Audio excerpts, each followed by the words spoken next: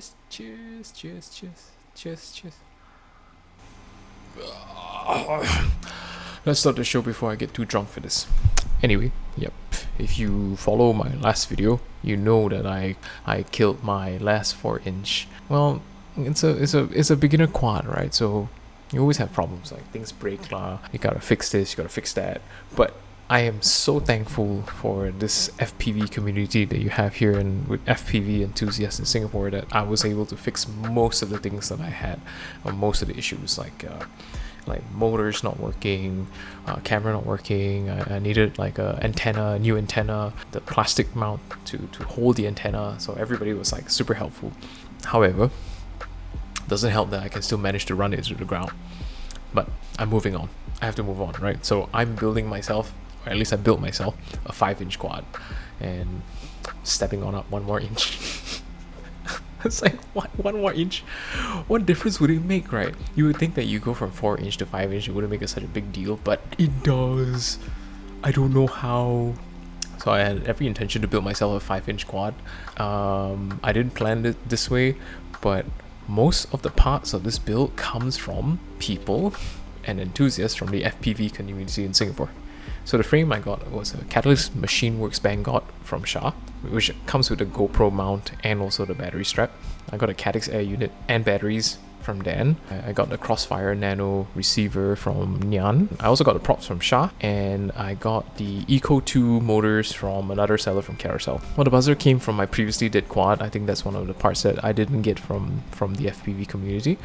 The other thing that didn't come from Singapore was the stack, which was a SpeedyBee F7 V2 and with flight controller, ESC, whatever. I think the stack and the buzzer are the only 2 things that didn't come from Singapore, or at least it's like I didn't buy it to be shipped in. Okay, I got a huge thanks to, again, my buddy David for giving me 20mm stack screws, because the stack screws that came with the SpeedyBee F7 was 30mm, and I'm like, why? 30mm is so long.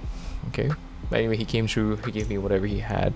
Really thankful for it, because if it weren't for him, I would not be able to build it on the day itself and then maiden it the next day, which I think was great. Now, yeah, so anyway, on to the build section. And the build was really fun. I think it was the first time I was building it without a guide. Like, I didn't follow any other tutorial or something like that, because all the parts just was sourced from everywhere else. It's like, they're not exactly the same. I did the very manly thing and not read manual, and just like, I'll just wing it myself, just do everything myself. Yeah, it was great. It was really great fun. There were a lot of U-turns, you know, going backwards, going forward, because, you know, I'm just trying to figure out, put things together and then trying to figure out how it works. But it was really the first time I was just building it all along. Took me an entire day, but it was so fun. I really do enjoy the process of building. So here it is. Ta-da! I name you the Shebang, because it's a Banggod from Shah. I've been flying it for, I think, more than a week now, on and off, and this thing is so good. It's so fun. It's like, this is my first impressions of this like 5-inch really heavy quad. So my first impression was like, yes, it's heavy. It is heavy. And I honestly didn't think this thing would fly because it's so much heavier than my 4-inch, but for some reason it's so much more fun. It's so much more powerful.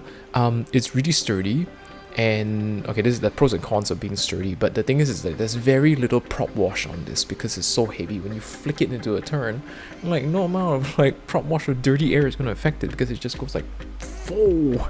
Did I say it was fun? Yes, it's fun. It's like, you will flick it into the turn and you'll take whatever that you give it. I think the only limitation now is like the battery and me. The batteries don't last very long because there's more weight to push through the air, and basically it's also me as the pilot. It's like, I'm not the best, so it's like sometimes I underestimate how much throttle I need to give to catch itself from crashing. This thing is so sturdy. I crashed it so many times, and honestly, it's like, it's still in one piece.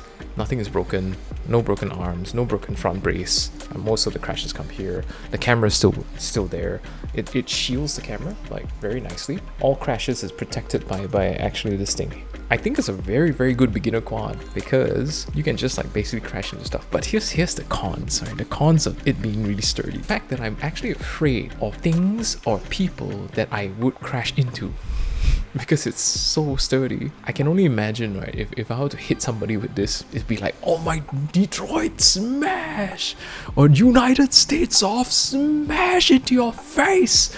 This thing was like, it's like smash into your face.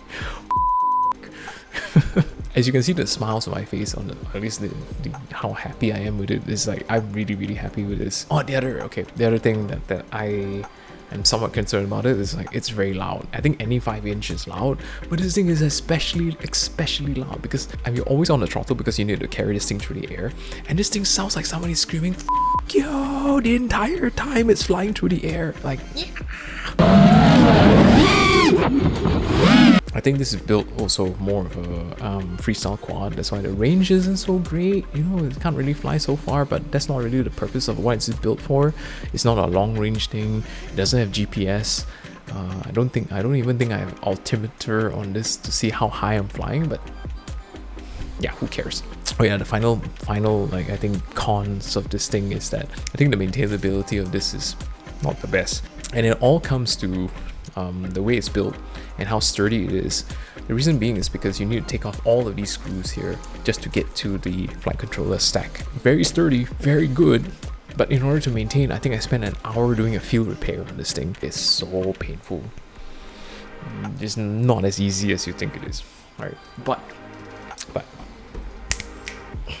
in spite of all these cons, which is like, it's heavy, it's loud, not great range, maintainability is not the best, I think honestly it's like, this thing is so fun. It is so much fun. I am overly happy about this because, I mean, you can crash, nothing breaks, it's really powerful, it's really sturdy, very little prop wash. Yeah, it's something that helps you build a lot of confidence in doing tricks, or at least like flying in the first place. At the same time, it's like, I'm having so much fun. So I'd like to thank everybody in the community for helping me with this build. Shah, Dan, Gary, and just giving me tips on, like, you know, how to put an antenna mounting, where to put this, how to debug it, how to get, for example, OSD on my camera. So I really hope you enjoyed it. Hope you see more of this in time to come. Yeah, I hope you enjoyed this short video about the new Banggod Shabang. Yeah, it's really fun. Hope you like the video. If you want, you can subscribe. I'll be making stupid content like this, hopefully reviving my wall of dead quads. To the wall of dead quads. Hopefully this thing doesn't end up on the wall of dead quads, because it's very sturdy and I really like it. I mean, it goes there. That's why I keep all my quads anyway. Okay, alright, hope you have a good one. Ciao, bye. Why am I doing this thing? Like, why?